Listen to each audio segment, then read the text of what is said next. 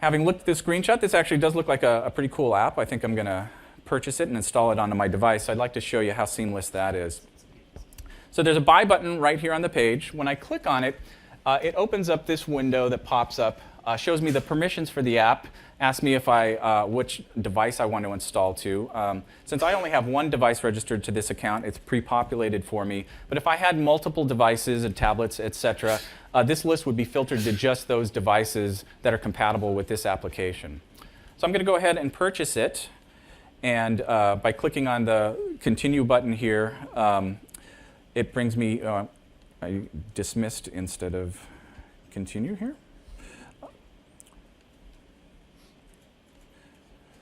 Clicking on Continue, it brings up a purchase dialog here. And essentially, all I need to do with one additional click is complete my purchase. However, I'm going to put this on the Google corporate card. That okay, Andy? So I complete my purchase, and it starts charging my credit card. And so this is where some of the real cloud magic happens, because as it's processing my order, as soon as that credit card transaction completes, what happens is if we switch over here to my phone, you can see that I've got a notification right up here, and the application is already downloading directly to my phone. So this works the same way that all of our Google Cloud-powered services work. There's no wires, there's no syncing with computers, none of that sort of nonsense. Everything is connected. Your phone's connected to the cloud, your Android Market browser is connected to the cloud, and so everything just works seamlessly, syncing between the two. And so now just in a few short seconds here, I actually have the game successfully installed on my Nexus phone. So that's one way of discovering applications. But frequently, in addition to browsing through a marketplace, I often get recommendations from my friends about applications I should look at. And so the Android Market website enables a lot of scenarios around this that are very fast and flexible and easy. I'd like to show some of them to you.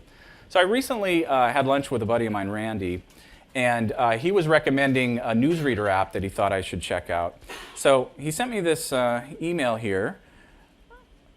And if I click on the link that he grabbed right off the Android Market website, it takes me directly deep linked to the application's details page for this Pulse newsreader app. So I guess it turns out that Randy and I have a similar taste in apps, because this is an application I've already installed, and Android Market website knows that this is already installed on my device and tells me that here. Another thing that is interesting here is that in addition to the screenshots and banners, this developer has uploaded a YouTube video to promote their application. So we've also been enabling features on the Android Market publisher site to enable developers to upload YouTube videos as another way to flexibly promote their applications and get their message across to users when they're here on the Android Market website. So since I have used this application and I really do like it, I would like to share it with my friends as well. But instead of sending an email, I think I'm going to tweet about it to my followers on Twitter. And so if you notice here on the right-hand side, there's a tweet button. If I click on this, it pops up a little dialog from Twitter. It's pre-populated with a link already pre-shortened to the application on Android Market on the web. And so I can customize the link here and send it out to my followers on Twitter. And as soon as that's completed, it'll show up on Twitter, and anybody who gets that message can then click on it and be taken directly to the Android Market web store. So I can pop over to Twitter here and show you how this shows up in my stream.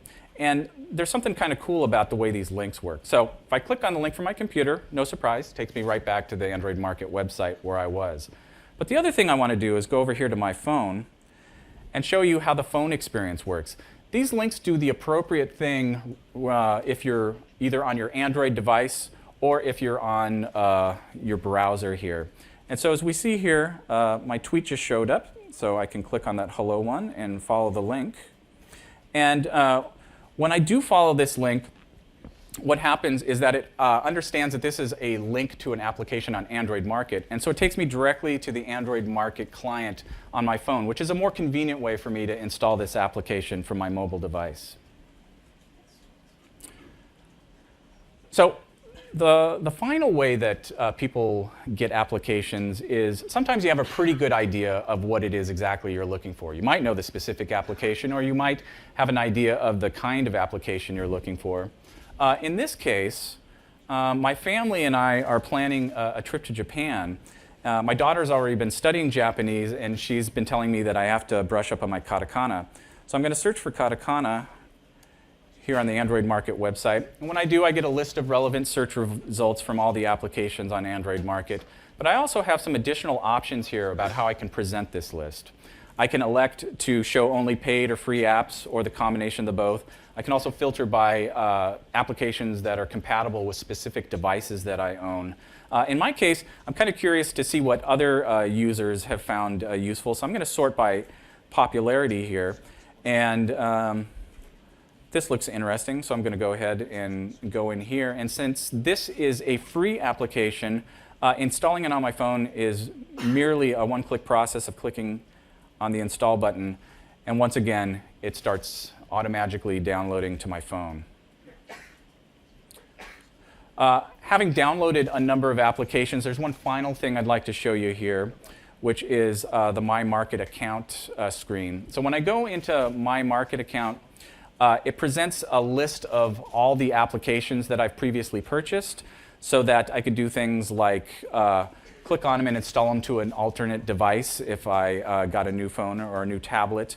I can also go into my settings page here and give a nickname to individual devices. So if I have like a personal phone and a work phone, I can keep those, keep easier track of them so that I know which applications are going to which devices. So that's the Android Market website.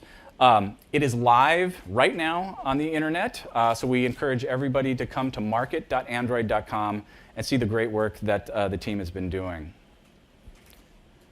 So the next thing I want to talk about is related to how users purchase applications. So Android has a global base of both users and developers. But currently in Android Market, if a user is purchasing an application in a currency that's different from the one that the developer is selling in, the currency gets converted based on an exchange rate, and so it can be a bit of a confusing experience for the user. Sometimes the prices are, funny numbers, and developers also kind of feel like, they want to remove some of that confusion, as well as have a little bit more control over how their applications are priced in different currencies. So today we're announcing that buyer currency support is coming to Android Market. What this means is that in the developer console, when developers upload their applications, for the currencies that are supported, they can go in and enter explicit prices for various currencies. That way it gives the user a consistent experience, gives the developer a little bit more control over how their applications are priced in different markets.